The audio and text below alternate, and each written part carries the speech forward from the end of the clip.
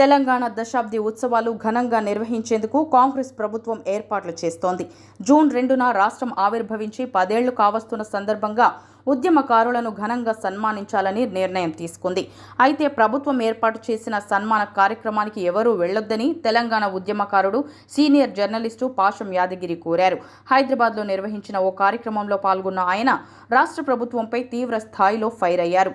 తెలంగాణ ద్రోహులంతా ప్రభుత్వంలో ఉన్నారంటూ తీవ్ర విమర్శలు చేశారు. త్యాగాలతో తెలంగాణ సాధించుకున్నామని, రాజకీయ నాయకులతో కాదన్నారు.